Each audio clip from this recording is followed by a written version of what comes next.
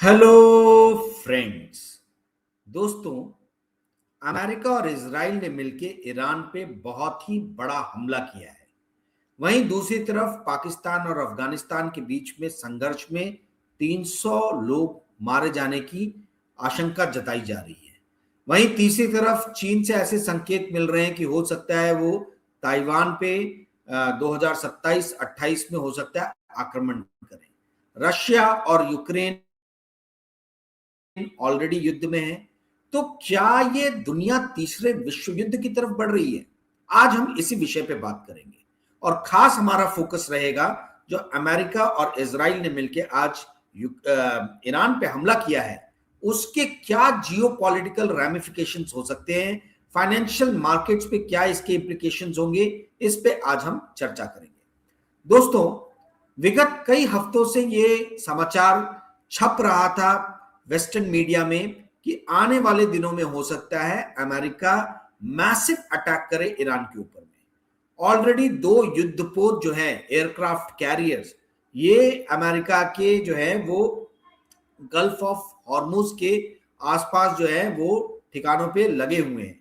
एक aircraft carrier में 40 जो है फाइटर जेट्स जैसे कि F-35, F-22, F-16 ये विमान हैं।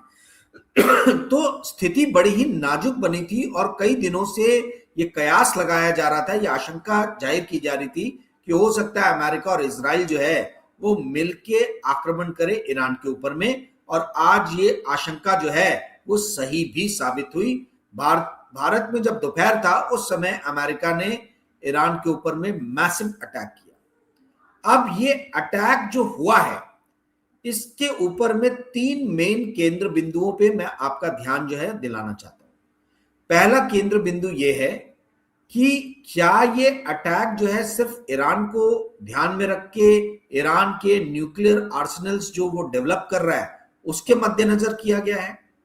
दूसरा ध्यान मैं आपकी तरफ दिलाना चाहता हूं कि ईरान का जियोपॉलिटिकल सिग्निफिकेंस क्या है, ईरान जो है वो क्यों विश्व भर में माना जाता है और यदि ईरान पे अटैक होता है तो उसका असर पूरे विश्व पे कैसे पड़ेगा। और तीसरी चीज जिस पे मैं आपका ध्यान दिलाना चाहता हूं वो ये है कि इस तरीके के जियोपॉलिटिकल टर्मोइल में भारत की इकोनॉमी पे क्या असर पड़ सकता है। तो दोस्तों, शुरुआत करते हैं पहली चीज कि ईरान का क्या सिग्निफिकेंस है वर्ल्ड ओवर। ईरान आज की डेट में पूरे विश्व में माना जाता है ऑयल के कारण। ऑयल के टॉप 5 प्रोड्यूसर्स जो वर्ल्ड में हैं उसमें ईरान जो है वो शामिल है। और हर दिन ईरान लगभग 4 से 4.5 मिलियन बैरल ऑयल जो है वो प्रोड्यूस करता है। वर्ल्ड ओवर हर दिन ऑयल का जो कंजम्पशन है वो लगभग 100 मिलियन बैरल से 101 मिलियन बैरल पर डे के बीच में झूलता है। तो लगभग 4 से 4.5% विश्व का जो ऑयल है वो ईरान बनाता है, ईरान से प्रोड्यूस होता है। तो ये 4-4.5% जो है ये बड़ा नंबर नहीं है।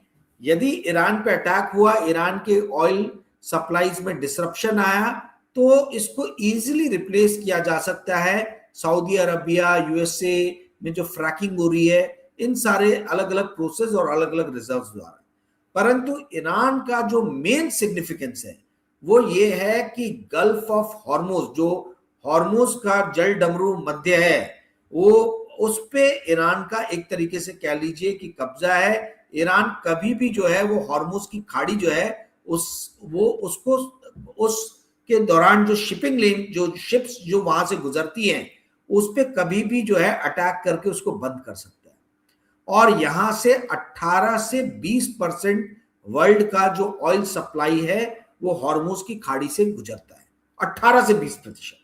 ये 18 से 20% ऑयल का कोई रिप्लेसमेंट नहीं है। यदि हॉर्मुज की खाड़ी को ईरान ने अटैक करके बंद कर दिया तो फिर उसके बाद में वर्ल्ड ओवर हम देखेंगे कि तेल के दाम जो हैं वो बहुत तेजी से बढ़ेंगे। तो Iran as an oil producer भले ही बहुत ज्यादा सिग्निफिकेंट नहीं है, परंतु ईरान चूंकि हॉर्मुज की खाड़ी से होने वाले अधिकतर ट्रांसपोर्टेशन लेन जो है उस पे उसका कब्जा है। ऑयल की लॉजिस्टिक पे लगभग 20% लॉजिस्टिक पे ईरान जो है उसका एक तरीके से नियंत्रण है। इस कारण से ईरान की स्थिति जो है वो बड़ी ही स्ट्रांग हो जाती है। और आपको पता है कि बिना तेल के तो वर्ल्ड में कोई इकोनॉमिक डेवलपमेंट करना मुश्किल है। मास प्रोडक्शन के लिए बिजली चाहिए, बिजली और लॉजिस्टिक चाहिए। लॉजिस्टिक बिना पेट्रोल के, बिना क्रूड सप्लाई के पॉसिबल नहीं है। तो ये तो हुआ ईरान का सिग्निफिकेंस। अब ये देखिए कि ईरान जो है, जैसा कि मैंने आपको बताया, 4.5 मिलियन बैरल प्रोड्यूस करता है। इसमें से लगभग 3.5 मिलियन बैरल पर डे जो है ईरान एक्सपोर्ट करता है क्रूड को, और इसमें 3.5 में से अकेले 2.5 मिलियन बैरल जो है वो चाइना लेता है। तो चाइना का बहुत बड़ा आपूर्ति जो है ऑयल का कंजम्पशन वो ईरान से होता है और रशिया से होता है। लगभग चाइना हर दिन 15 से 16 मिलियन बैरल ऑयल जो है वो कंज्यूम करता है। 15 से 16 मिलियन बैरल में लगभग 40% जो है वो बाहर से इंपोर्ट करता है। तो 6.5 मिलियन बैरल जो है वो पर डे चाइना ऑयल को इंपोर्ट कर रहा है। ये 6.5 मिलियन बैरल में 2.5 मिलियन बैरल अकेले ईरान से उसको मिलता है। तो ईरान चाइना के लिए बहुत ज्यादा इंपॉर्टेंस है, चाइना के लिए ईरान का, और वो किसी भी स्थिति में ये नहीं चाहेगा कि ईरान से आने वाला तेल जो है वो डिसरप्ट हो, ईरान से तेल आना चाइना को बंद हो, ये उसको नागवार गुजरेगा। क्योंकि यदि ईरान से चाइना को तेल मिलना बंद हुआ तो फिर चाइना के जितने भी आप मैन्युफैक्चरिंग एक्टिविटीज देख रहे हैं उन एक्टिविटीज पे असर आएगा। और यहीं से मेरा दूसरा पॉइंट जो मैंने आपको कहा कि क्या ये अमेरिका और इजराइल ने सिर्फ ईरान को टारगेट किया है कि उसके पीछे उनका कुछ बड़ा खेल है। दोस्तों मुझे लगता है इसके पीछे एक बहुत बड़ा खेल है, और बड़ा खेल ये है कि अमेरिका खासतौर पर जब से डोनाल्ड ट्रंप आए हैं उनकी पॉलिसी के मध्य में जो बात है वो है कि किस तरीके से चाइना की इकोनॉमी को डिरेल किया जाए ताकि अमेरिका की इकोनॉमी जो है वो फिर से फ्लरिश हो। चाइना में जो मैन्युफैक्चरिंग फैसिलिटीज सेटअप है वो मैन्युफैक्चरिंग फैसिलिटीज चाइना से निकल के या तो अमेरिका आए या अमेरिका समर्थित मित्र राष्ट्रों में आए, ऐसी डोनाल्ड ट्रंप की जो है वो मंशा है।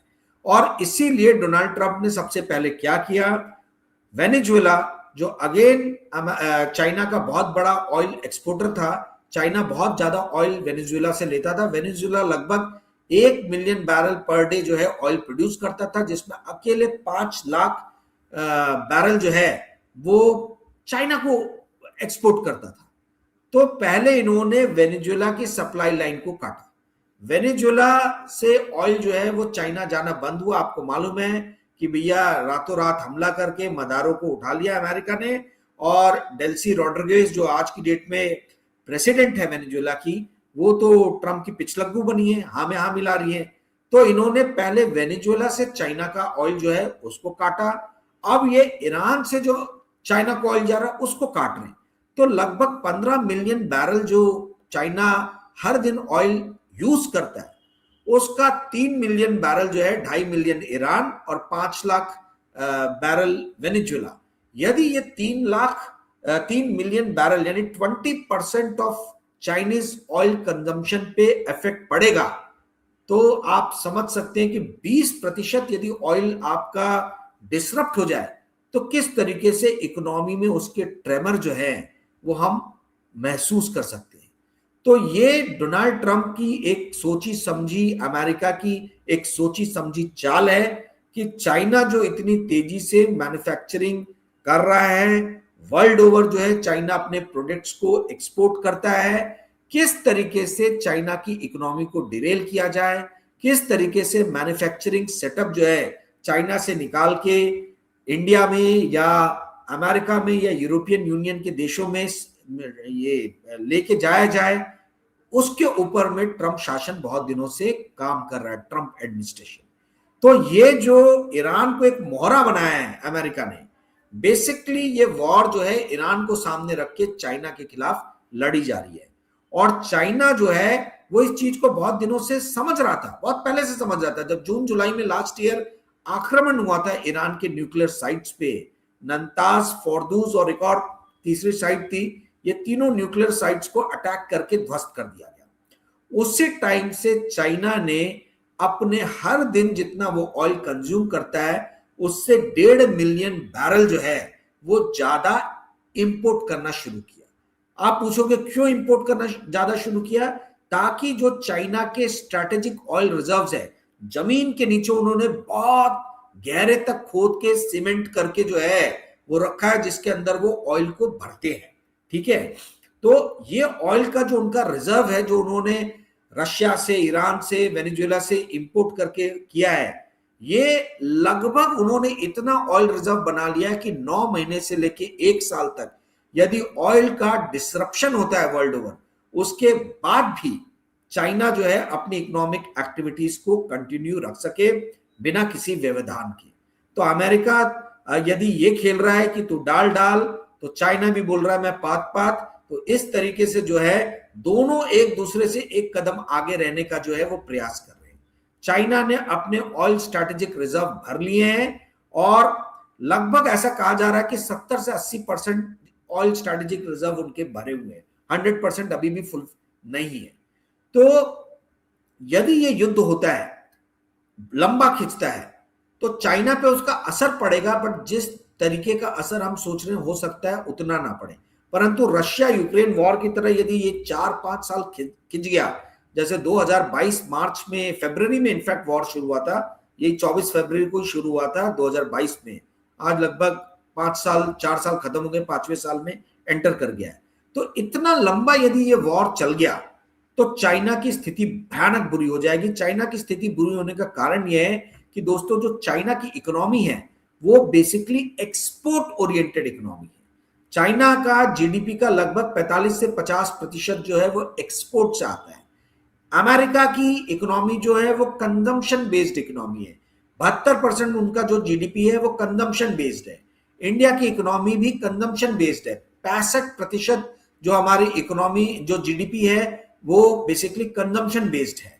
परंतु चाइना में उल्टा है, चाइना में 30% के आसपास ही कंजम्पशन है और 50%, 45 से 50% जो है वो एक्सपोर्ट है। तो यदि वर्ल्ड ओवर जियोपॉलिटिकल अनसर्टेनिटी बनी, जियोपॉलिटिकल ट्रेमर्स हुए, तो होगा क्या?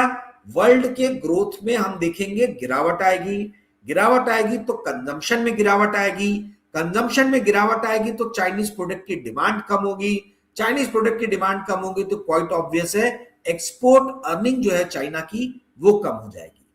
2021 से चाइना जो है वो रियल एस्टेट क्राइसिस से गुजर रहा है और इसके कारण उसके अंदर डोमेस्टिक कंजम्पशन जो है वो डोमेस्टिक कंजम्पशन को जीवित करने के लिए तमाम तरीके का प्रयास कर रहा है। तो कहने का अर्थ यह है दोस्तों कि चाइना की economy export oriented, manufacturing oriented है और इसके लिए वर्ल्ड ओवर जो है वो चाहिए कि निर्बाध रूप से ट्रेड होता रहे और जियोपॉलिटिकल अनसर्टेनिटी नहीं रहे। ट्रंप ने ट्रेड में भी रिस्ट्रिक्शंस लगा दिए हैं और ट्रंप जो है वो जियोपॉलिटिकल अनसर्टेनिटीज भी क्रिएट कर रहे हैं। तो ये दोनों ही कंडीशन चाइना के खिलाफ जाते हैं। अब चाइना, ईरान, अमेरिका की बात छोड़ के हम भारत पे आते हैं। दोस्तों भारत जो है वो अपने कंजम्पशन का लगभग 85% ऑयल जो है वो इंपोर्ट करता है। हम मात्र 15% जो है अपने कंजम्पशन का प्रोडक्ट प्रोड्यूस कर पाते हैं ऑयल को। भारत लगभग 4.5 मिलियन बैरल पर डे जो है वो ऑयल कंज्यूम करता है। 4.5 मिलियन बैरल पर डे में से 4 मिलियन बैरल जो है हम इंपोर्ट करते हैं। अब देखिए दोस्तों खेल यहां शुरू होता है, जहां एक तरफ world over oil supply lines को अमेरिका जो है वो ध्वस्त करने का प्रयास कर रहा है, वहीं दूसरी तरफ अमेरिका के अंदर में फ्रैकिंग प्रोसेस से ज्यादा ऑयल जो है निकाला जा रहा है। तो यदि ईरान या रशिया से ऑयल नहीं आता है या वेनेजुएला से नहीं आता है तो इसका इनडायरेक्टली सबसे बड़ा फायदा जो है वो अमेरिका को मिलेगा। और अमेरिका जो है आपको पता है कि भारत के ऊपर में प्रेशर बना रहा है कि रशिया छोड़ के हम अमेरिका से ऑयल को इंपोर्ट करें। तो इससे फायदा किसको होने वाला है? इससे सबसे ज्यादा फायदा अमेरिका को होने वाला है, अमेरिकन कंपनीज को होने वाली है। ऑयल के प्राइसेस बढ़ेंगे तो क्वाइट ऑब्वियस है कि जो अमेरिकन ऑयल प्रोड्यूसिंग कंपनीज हैं, चाहे एक्सॉन हो, चाहे शेवरॉन हो, है ना, या कोनोको फिलिप्स हो, ये सारी कंपनीज फायदे में रहेंगी। साथ ही साथ जो ऑयल ड्रिलिंग सर्विसेज प्रोवाइड करने वाली कंपनीज हैं जैसे हैलिबर्टन हो गया या श्लम्बर्गर हो गया, इनकी भी चांदी हो जाएगी। दोस्तों ये वॉर जो शुरू हो रहा है, जो जियोपॉलिटिकल अनसर्टेनिटी क्रिएट हो रही है, इसमें काफी जगहों पे हम अपने लिए भी आप ये कह लीजिए कि इस मौके का फायदा उठा सकते हैं स्टॉक मार्केट द्वारा। वो क्या हो सकते हैं, इसके ऊपर ही मैं 11 मार्च को एक पेड वीडियो लेके आ रहा हूं। यदि आप ये पेड वीडियो देखना चाहते हैं तो आप मुझे 9860317209 पे संपर्क कर सकते हैं। ये मेरा छठा पेड वीडियो है। 1,000 रुपए फीस है। फीस मैं इसलिए बता रहा हूं कि यदि आप दे सकते हो तभी मुझे संपर्क करें, अन्यथा ना करें। तो अब कैसे इस मौके का फायदा उठाया जाए ये हम पेड वीडियो में समझेंगे। परंतु अब आते भारत के ऊपर में। तो भारत का जो ऑयल के ऊपर में डिपेंडेंसी है, ये डिपेंडेंसी जो है ये हमको एक बहुत ही नाजुक स्थिति में लाके खड़ा करता है। ईरान से भले ही हम ऑयल नहीं लेते, बट यदि ऑयल के प्राइसेस मार्केट में बढ़ेंगे तो क्वाइट ऑब्वियस है कि इंडिया, जापान, चाइना, ये कंट्रीज जहां पे ऑयल का कंजम्पशन बहुत ज्यादा है बट प्रोडक्शन नहीं है, ये कंट्रीज की अर्थव्यवस्था बुरी तरीके से चरमराएगी। दोस्तों, जैसा कि आपको पहले ही पता है कि भारत की रुपी जो है, हमारा जो करेंसी है रुपया, ये दिन पे दिन गिरता चला जा रहा है डॉलर के मुकाबले। तो ऑलरेडी हम जो है एक तरीके से प्रॉब्लम में फंसे हुए हैं because of weak Indian rupee. वहीं दूसरी तरफ हम देख रहे हैं कि जो फॉरेन इंस्टीट्यूशनल इन्वेस्टर्स हैं, ये इंडिया छोड़ छोड़ के इंडिया से पलायन कर रहे हैं। इससे भी हमारी रुपी के ऊपर में बहुत ज्यादा फर्क पड़ रहा है। अब ऐसी स्थिति में यदि तेल के दाम बढ़ते हैं तो आप समझिए कि महंगाई की मार जो है उससे मिडिल क्लास की रीढ़ की हड्डी टूट जाएगी, कमर टूट जाएगी। क्योंकि हम एक तरफ देख रहे हैं रुपया गिर रहा है, रुपया गिर रहा है तो जितनी भी चीजें हम इंपोर्ट करते हैं सब हमारे लिए महंगी हो गई है।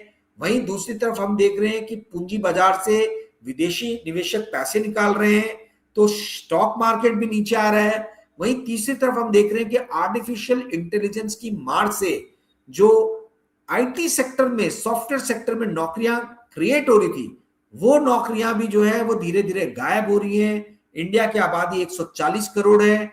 यहाँ का जो सबसे बड़ा दुश्मन है भारत का वो है बेरोजगारी।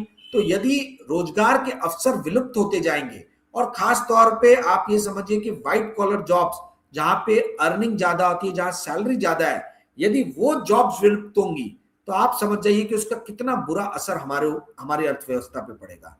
और ऐसी स्थिति में यदि ऑयल के दाम भी बढ़ गए तब तो दोस्तों बहुत मुसीबत भारत के ऊपर में आने वाली है। मैं आपको बार बार बता रहा हूं, 28 दिसंबर का जो पेड वीडियो बनाया था उसमें भी मैंने बताया था कि 2026 में पूंजी गायब होने वाली है और हमको अपने आप को तैयार रखना है।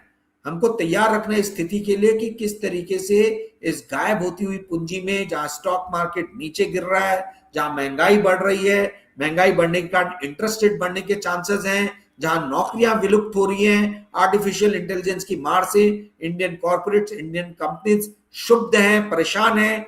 ऐसी स्थिति में हम अपने आप को कैसे प्रोटेक्ट करें? दोस्तों, आप लोग समझ भी नहीं सकते, जान भी नहीं सकते कितनी बुरी स्थिति जो है वो आगे आने वाले दिनों में हमारे लिए क्रिएट हो सकती है। मैंने आपको सारी चीजें एक एक करके रेखांकित की। यदि ये वॉर लंबा खिंच जाता है ईरान और अमेरिका का, तो ये भारत के लिए जो है इनडायरेक्टली बहुत, मतलब आप समझ लीजिए कि बुरी न्यूज होगी, बहुत खराब न्यूज होगी। अमेरिका ने साफ कह दिया है कि उनका उद्देश्य जो है वो है खमेनी गवर्नमेंट को जो है ईरान से जड़ से निकाल फेंकना। तो ये वॉर जो इजराइल और अमेरिका ने ईरान पे छेड़ा है, ये वॉर छेड़ा है वहां की गवर्नमेंट को पूरी तरीके से निस्त नाबूद करने के लिए।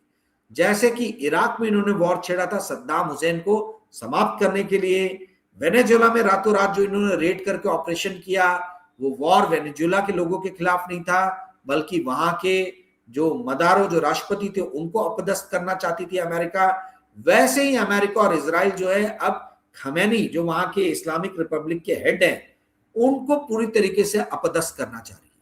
तो कोई भी सरकार जो है वो इतनी आसानी से तो सरेंडर करेगी नहीं, और वो भी तब जब चाइना जो है, हमें दिख रहा है कि चाइना और रशिया ईरान के सपोर्ट में खड़े हैं। जैसा कि आप ये थंबनेल देख सकते हैं, मैंने थंबनेल डाला है कि क्या ये दुनिया विश्व युद्ध की तरफ बढ़ रही है, क्या हम विश्व युद्ध की तरफ बढ़ रहे हैं? दोस्तों, जब तक चाइना नहीं कूदता है, जब तक चाइना जो है प्रत्यक्ष रूप से इस वॉर में नहीं कूदता है तब तक मुझे इसकी संभावना कम नजर आ रही है। हाँ, एक कंडीशन है कि यदि चाइना ने इसी मौके का फायदा उठा के ताइवान पे आक्रमण कर दिया तो ताइवान को प्रोटेक्ट करने के लिए जापान कूदेगा वॉर में, और जापान को प्रोटेक्ट करने के लिए फिर अमेरिका आएगा। तो वैसी स्थिति जो है, ऐसी स्थिति के अंदर में फिर से वॉर की संभावना है। वहीं नॉर्थ कोरिया साउथ कोरिया पे भी अटैक कर सकते हैं। तो डर यही है कि ये छोटा सा जो वॉर अभी शुरू हुआ है ईरान में, गल्फ की खाड़ी में, ये कहीं विकराल रूप ना ले ले। और यदि ये विकराल रूप ले लेगा तो दोस्तों उसके लिए हमको अपने आप को कैसे तैयार रखना है, ये समझने के लिए, ये जानने के लिए आप मेरे वीडियोस देखते रहिए। 11 मार्च के पेड वीडियो के बारे में तो मैंने आपको बताया ही, साथ ही आने वाले दिनों में मैं इस सब्जेक्ट के ऊपर में और भी कई वीडियोस बनाऊंगा। तो आप channel current unplug by Rajiv continuously देखते रहिए। दिन में सिर्फ एक ही वीडियो बनाता हूं मैं, 20 मिनट का रहता है। आप 20 मिनट जो है, 15 से 20 मिनट देख ही सकते हैं, डिवोट कर ही सकते हैं इस विषय को समझने के लिए। दोस्तों उम्मीद है आज का वीडियो आपको पसंद आया होगा। पसंद आया होगा तो कृपया करके इस वीडियो को लाइक और शेयर कीजिएगा, और इस चैनल को सब्सक्राइब करने के लिए अपने मित्रों को कहिएगा। Thank you friends, good day, bye.